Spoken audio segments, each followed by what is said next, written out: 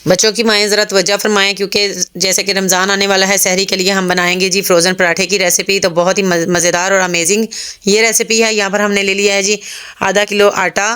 White आपने आटा ले लेना है और ये 500 ग्राम आटा है, ठीक है। इसके अंदर मैं ऐड कर रही हूँ हाफ टेबल स्पून नमक का। और यहाँ पर मैंने ले लिया है जी ग्लूकोज़, जो कि गर्मियों में बहुत ज़्यादा यूज़ होता है। इसको आपने लाजमी ऐड करना है, 2 चम्मच भर के मैंने ऐड कर दिया है। ये डालने से ना आपको बहुत मज़ा आएगा, पराठे का टेस्ट जो है ना वो बहुत शानदार हो जाता है। साथ ही साथ इसके अंदर 3 चम्मच मैंने घी के ऐड कर दिए हैं। आपने ऑयल बिल्कुल यूज़ नहीं करना।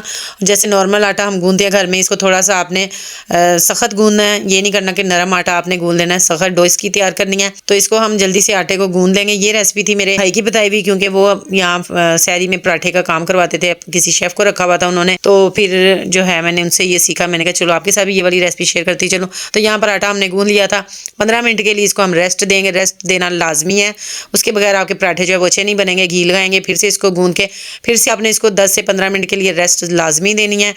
तो ये आप ये मत जल्दी मत कीजिएगा। अगर आप जल्दी करेंगे तो आपके पराठे अच्छे नहीं बनेंगे।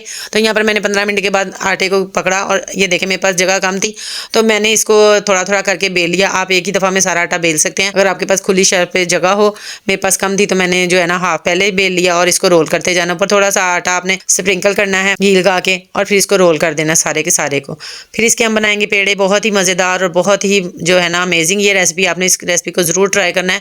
जब बच्चे खाएंगे ना तो बहुत खुश होंगे और आप दुआएं देंगे इंशाल्लाह। तो ऐसे ही इसके मैंने पेड़े छोटे किए थे। आप इसके थोड़े से पेड़े बड़े भी कर सकते हैं। 90 ग्राम का पेड़ा आपने लाजमी करना है, क्योंकि उससे थोड़ा पराठा बड़ा बनेगा। मैं स्मॉल पराठे तैयार कर रही थी, इसलिए मैंने छोटे पेड़े बनाए थे। अब यहाँ पे हम 1 बाय 1 अपना जो पेड़ा है वो लेते जाएंगे और साथ ही साथ इसको हम शेप पराठे की बना के तो प्लेट में इसको मैं आपको तरीका बताती हूँ कि कैसे आपने इसको फ्रोज़न करना है। यहाँ पर हम प्लेट लेंगे, उसके ऊपर हम ये थैलियाँ मिलती हैं आपको पता है प्लास्टिक की। इसको मैंने 2 हिस्से कर लिए थे, एक नीचे बिछा दिया और ऐसे ही ऊपर घी लगा के तो फिर मैंने दूसरा ऊपर रख दिया।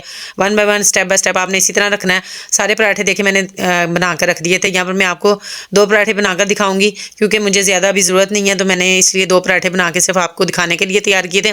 थोड़ा सा जब पराठा आपका पक जाए तो फिर आपने इसके ऊपर घी लगाना है, अदरवाइज़ अभी आपने घी नहीं लगाना। और फ्रोज़न पराठा जब आपने बनाना है तो बिल्कुल फ्रीज हुआ नहीं ऊपर रखना, थोड़ी देर के लिए उसको बाहर रखना है आपने, फिर आपने उसको कुक करना है। तो ये थी हमारी आज की रेसिपी। उम्मीद करती हूँ आज की रेसिपी बहुत पसंद आई होगी। तो जनाब वीडियो पसंद आए तो लाइक ज़रूर कर दें और फॉलो कर दें मेरे चैनल को। तो यहाँ पर देखें माशाल्लाह कितना ज़बरदस्त कलर आया है, आप देख सकते हैं पराठे का। तो यहाँ पर तवा ठंडा था पहले, फिर दोबारा जब मैंने पराठा बनाया तो बहुत ही कमाल की जो है लुक आई थी पराठे की। अगर आप भी ये वाली रेसिपी ट्राई करेंगे तो आपको बहुत मज़ा आने वाला है। आपने इस रेसिपी को लाजमी ट्राई करना है। तो मिलते हैं अच्छी सी प्यारी सी किसी नई वीडियो में। अल्लाह हाफिज़।